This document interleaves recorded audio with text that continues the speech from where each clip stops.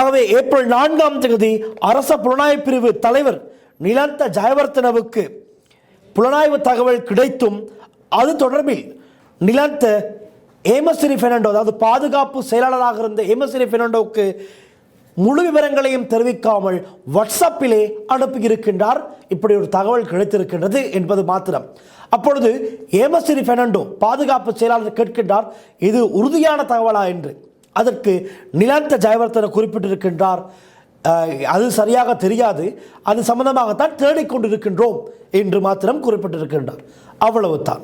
அதற்கு பிறகு எந்த விதமான நடவடிக்கையும் இல்லை. பிறகு என்ன நடக்கின்றது? ஏப்ரல் 9ஆம் தேதி பாதுகாப்பு கவுன்சில் கூடியது.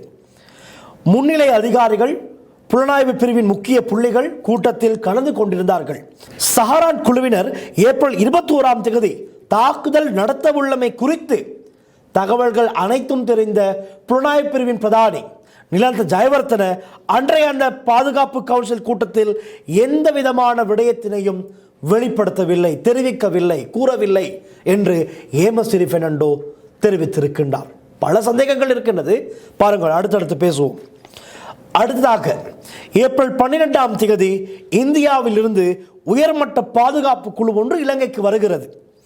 வந்தும் அவர்களுடன் ஒரு கூட்டத்தின் போது கூட இந்தியாவிலிருந்து கிடைத்த தகவல் சம்பந்தமாக, அந்த புலனாய்வு தகவல் சம்பந்தமாக எந்த விதமான பேச்சுவார்த்தையும் இடம்பெறவில்லை என்றும் ஏமசிறி பெர்னாண்டோ குறிப்பிட்டிருக்கின்றார். ஆகவே அப்போதைய புலனாய்வு பிரிவின் பிரதானி யார்?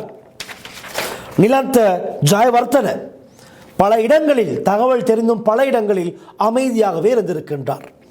அடுத்து இதற்கிடையில் தான், அதாவது ஏப்ரல் 21க்கு முன்பதாக ஒரு நாள் மட்டக்களப்பில் பாலமுனை பகுதியில் சாரான் குழுவினர் மோட்டார் சைக்கிள் குண்டு வெடிப்பு ஒன்றை செய்து பார்க்கின்றார்கள். ஒரு ட்ரையல் நடக்கின்றது, ஒரு குண்டு வெடிப்பு நடக்கின்றது. இது சம்பந்தமாக கூட பாதுகாப்பு செயலாளராக இருந்த ஏமசிறி பெர்னாண்டோவுக்கு முழுமையான தகவல்களை புலனாய்வு பிரிவு வழங்கவில்லை என்று ஏமசிறி பெர்னாண்டோ குற்றம் சாட்டியிருக்கின்றார். இதெல்லாம் நேற்று தான் நீதிமன்றத்தில் இவர் குறிப்பிட்டிருக்கின்றார்.